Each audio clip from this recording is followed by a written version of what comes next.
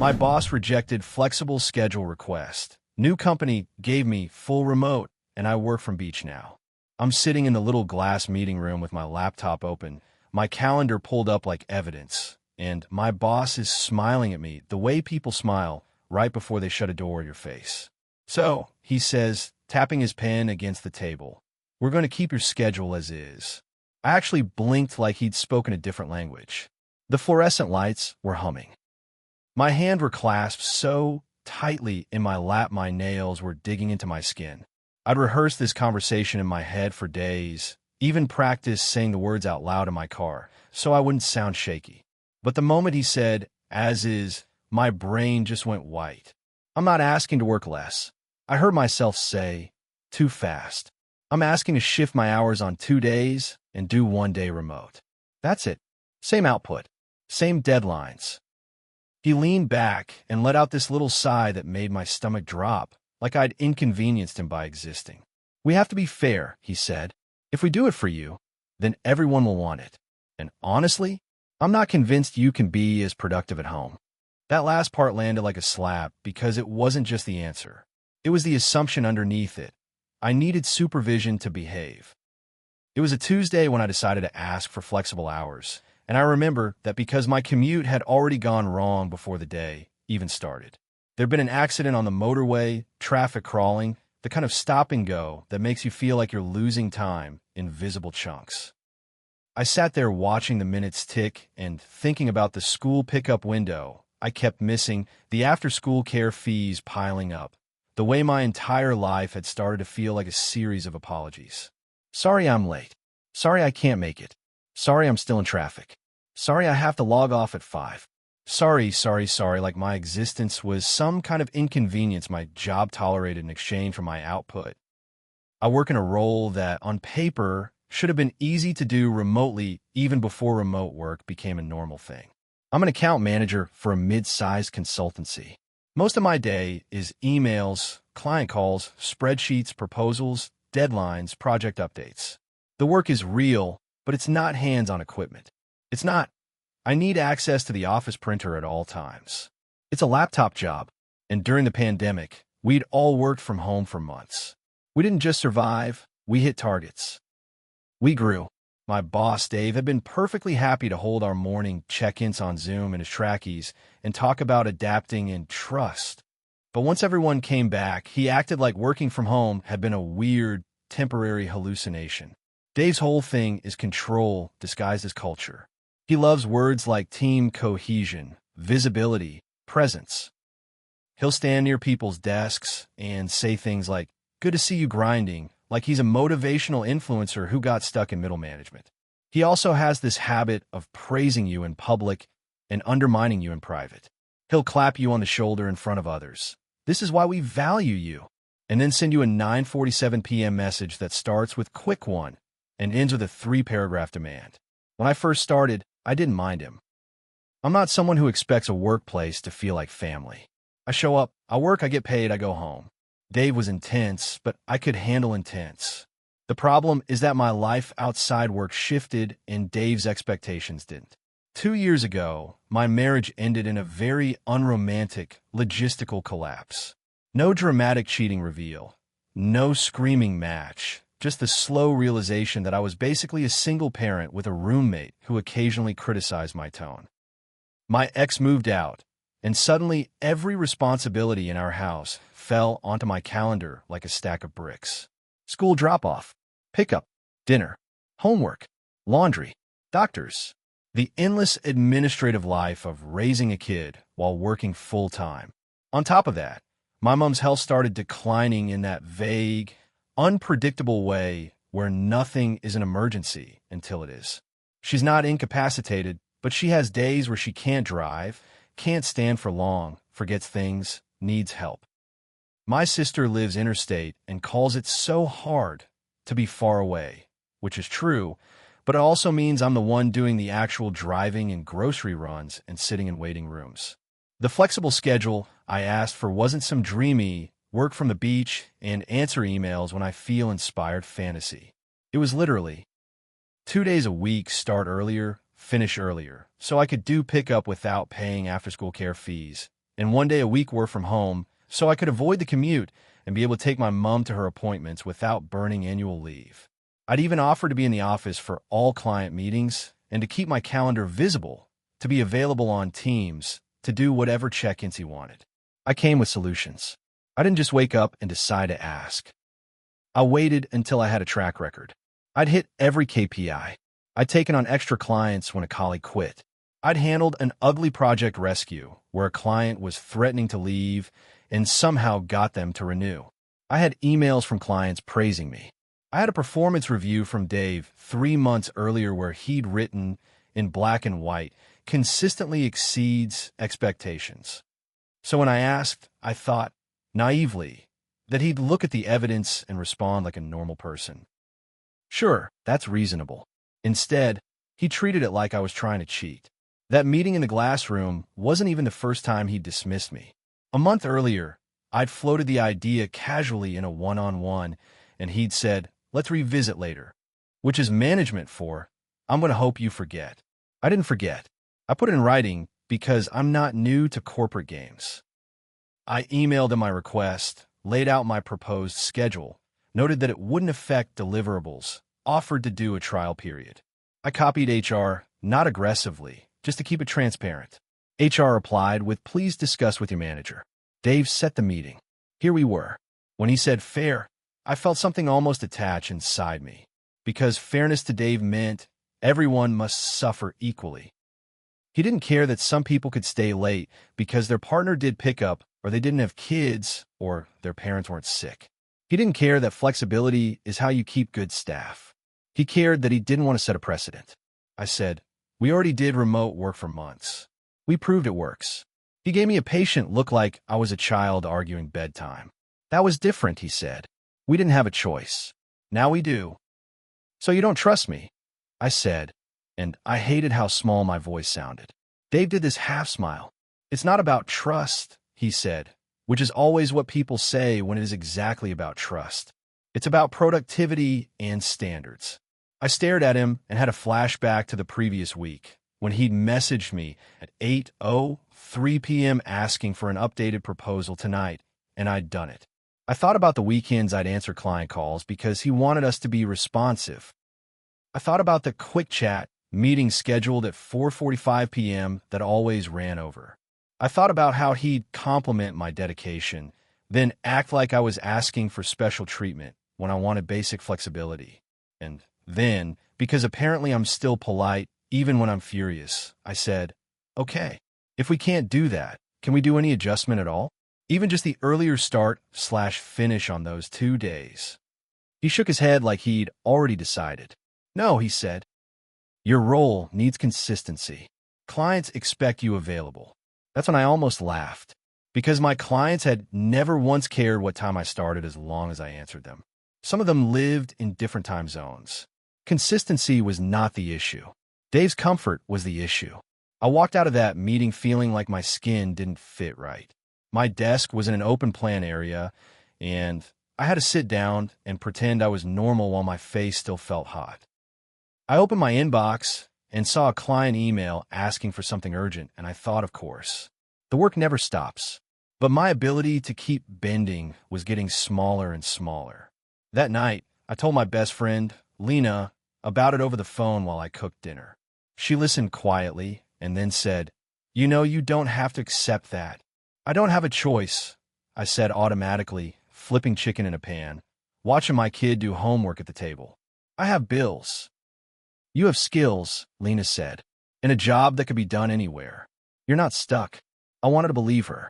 But there's this weird mental trap you fall into when you've been treated like you should be grateful for basic employment. You start thinking the worst you can do is rock the boat. David said be fair, like he was doing me a favor by keeping me trapped. I hated that it worked on some part of me. The next morning, I did what I always do when I'm upset. I got practical. I updated my resume on my lunch break. I didn't tell anyone. I did it quietly, like a secret rebellion. I changed the tense, adjusted the bullet points, quantified things. I took managed accounts and turned it into managed a portfolio of X clients, delivering Y% retention. It felt weirdly satisfying like I was reminding myself who I was outside Dave's narrative. Then I started applying. And here's the thing people don't talk about. Job hunting while you're employed and exhausted and raising a kid is like running a second job you're not paid for. You apply at night. You tailor cover letters while half watching cartoons. You schedule interviews and lunch breaks and sit in your car trying to look professional while your stomach flips. You get rejected without feedback. You get ghosted. You start wondering if Dave is right and you should just shut up and be grateful. But every time I started doubting myself, something would happen at work that reminded me why I was leaving. Like the day Dave scheduled a team sync at 5:15 p.m. on a Wednesday, and I said, I can't stay past 5, I have pickup. And he said in front of everyone, well, some of us have to prioritize the business. The room went silent. I felt my face burn. I wanted to say I prioritized the business all day, but instead I just packed up and left because my kid was waiting and I'm not letting my boss turn my child into a bargaining chip. Or the time I asked to take half a day for my mom's cardiology appointment, and Dave said, again, like I was requesting time off to go skydiving. I ended up making up the hours at night, laptop open on my couch, while my kids slept and my brain felt like sludge. I got my first interview with a bigger company, a tech-adjacent firm that was expanding. The recruiter on the phone asked, what are you looking for? And for a moment, I almost lied. I almost said something neutral like growth opportunities. But then I thought about that glass meeting room and Dave's smile. So I said, I'm looking for a workplace that measures performance by outcomes, not by whether you're sitting in a specific chair. There was a pause, and then the recruiter said, that makes sense. This role is remote first. My heart actually did this little stupid leap, like it didn't trust good news. I went through rounds of interviews, one with HR, one with the team lead, one with a panel. I did them from my car or from a quiet corner at home with my kid distracted by snacks. I tried to keep my energy up while still being careful. I didn't oversell. I didn't beg. I just talked about the work, how I manage clients, how I solve problems, how I handle conflict, how I keep projects moving. In the final interview, the team lead, Maya, asked, tell me about a time you had to push back on an unreasonable request. I almost told her about Dave, but I didn't want to sound bitter. So I told her about a client who wanted a deliverable in 2 days that required 2 weeks of work, and how I negotiated scope, got internal alignment, delivered a phased approach, kept the relationship intact. Maya nodded like she recognized competence. Not like she was waiting for me to say the magic words that proved I'd be obedient. Then Maya asked, what kind of schedule works best for you? I stared at her through the screen, suddenly aware of how used I was to defending myself. I'm available during core hours, I said, but I'm a parent and I do pick up. I start earlier and finish earlier. I'm responsive and I deliver. Maya didn't flinch. She just said, that's fine. We care that the work gets done and clients are supported. We're not clock watchers. I muted myself for a second after that and just breathed because it was such a simple sentence and it felt like being handed oxygen after living in stale air. 2 weeks later, I got the offer. It wasn't just remote. It was fully remote. Laptop provided, stipend for home office setup, flexible hours within reason, and a salary that was higher than what I was making by enough to make me angry. Not because I was greedy, because it meant Dave had been underpaying me while acting like I should be grateful. I sat at my kitchen table with the offer letter open, my kid eating cereal beside me, and I felt this wave of relief so heavy it made my eyes sting.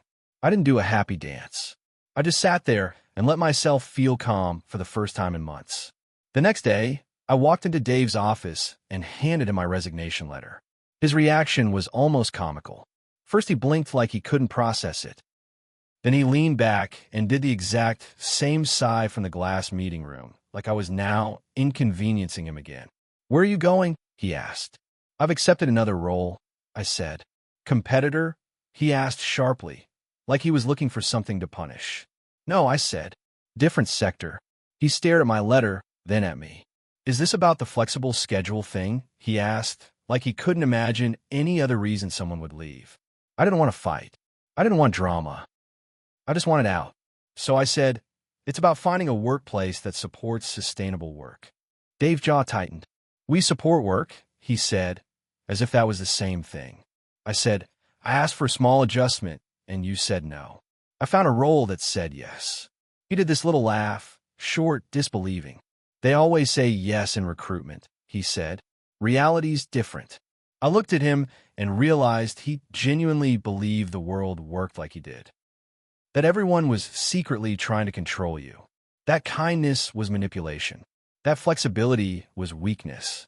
I guess I'll find out, I said. Then he tried the pivot, the one they always try when control slips. We could revisit it, he said. We can maybe do 1 day remote. Trial it. I just don't want to lose you. I almost said something sharp. I almost pointed out that he'd had weeks to revisit it and chose not to until it cost him. But I kept my voice even. I've already accepted, I said. I'm giving you 4 weeks' notice. I'll do a clean handover.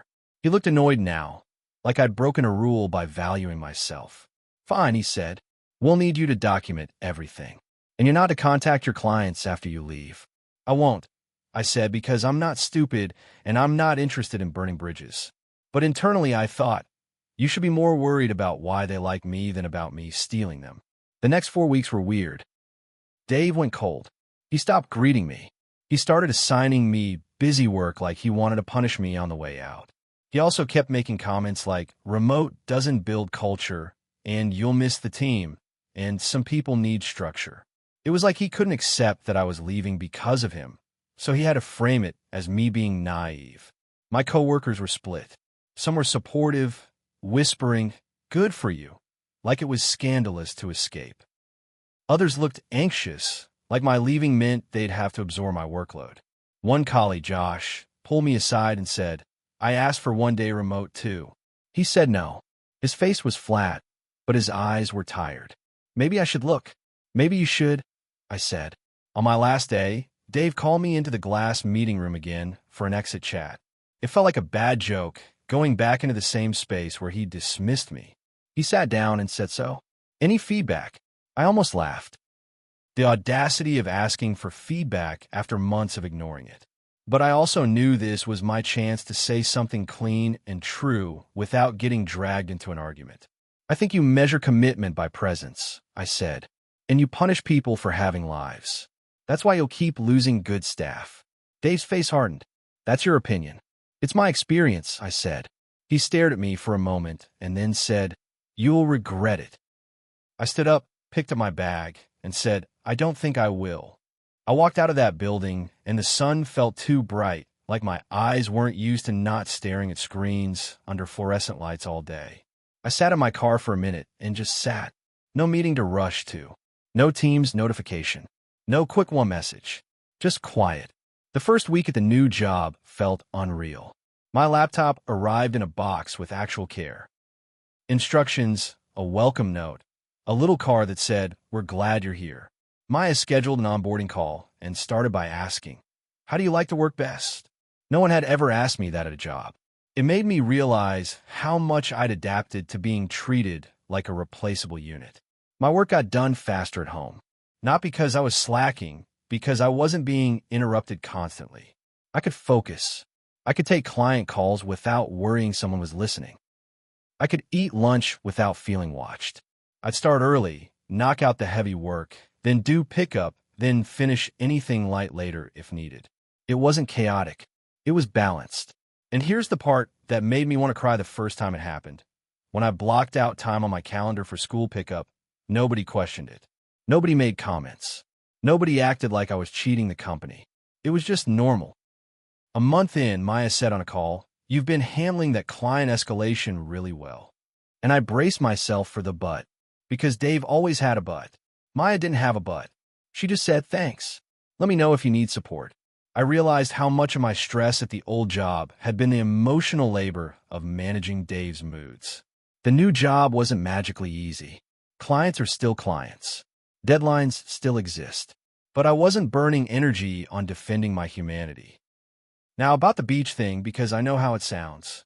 When I told Lena I got the remote job, she joked, so you're going to work from the beach now like those annoying ads? And I laughed and said, absolutely not. Sand and laptops don't mix. But a few months later, on a Friday in late summer, My kid had a school-free day, and I'd already cleared my major tasks. Maya had even said earlier that week, "If you want to take a half day, do it. You've been smashing it." So I decided to do something I would never have dared in my old job. I took my laptop and went somewhere that made me feel like my life belonged to me. We drove to the coast early. Not in a dramatic, "I'm quitting society" way. Just a normal drive with snacks and music and my kid chattering in the back seat. We found a spot near a beachfront cafe with shade and decent Wi-Fi.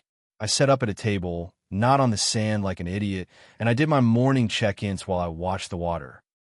I answered emails. I sent a client update. I joined a short call with my camera on and the background blurred, so nobody had to see the world behind me. My kid sat nearby with a juice and a book, happy and safe, and not stuck in after-school care because I'd missed pickup again. When I closed my laptop at midday, I didn't feel guilty. I didn't feel like I'd stolen something. I felt like I'd finally stopped begging for the right to breathe. I walked down to the shoreline with my kid, and we kicked at the foam, and he tried to outrun the waves, and I laughed. Actually laughed, the kind that comes out of your body without you forcing it. And standing there, salt air in my lungs, I thought about that glass meeting room and Dave's little pen tap and his beef fare. I used to think fairness meant accepting what you were given because other people had it worse. I used to swallow resentment and call it professionalism. I used to tell myself I could endure anything if I just tried harder. Now I think fairness is being treated like an adult, like a person with responsibilities, like someone whose value isn't tied to whether they can sit in a building from 9 to 5 without moving. Sometimes I still get angry when I think about it, about how small the request was, about how easy it would have been for Dave to say yes and keep me, about how he chose control over retention and then acted shocked when I left. But mostly, I feel this quiet satisfaction that doesn't need a big speech or a dramatic mic drop. It's just the fact that I'm not in that building anymore. I'm not shrinking myself anymore. I'm not letting someone else's rigid idea of work ethic dictate whether I can pick up my kid or help my mom or exist without constant guilt. And the funniest part is, a few weeks after I left, Josh messaged me. I got an offer. Remote hybrid. Better pay. Then another coworker. Then another. It wasn't because I started some rebellion. It was because once one person leaves and survives, everyone else realizes they're not trapped. Dave still has his glass meeting room and his pen and his fairness. I have a job that trusts me, a schedule that fits my life, and the occasional Friday where I can answer emails with sunlight on my face and the sound of waves in the background. It turns out the productivity Dave was so worried about, it didn't disappear when I left his line of sight. It improved the moment I stopped wasting energy proving I deserved basic flexibility.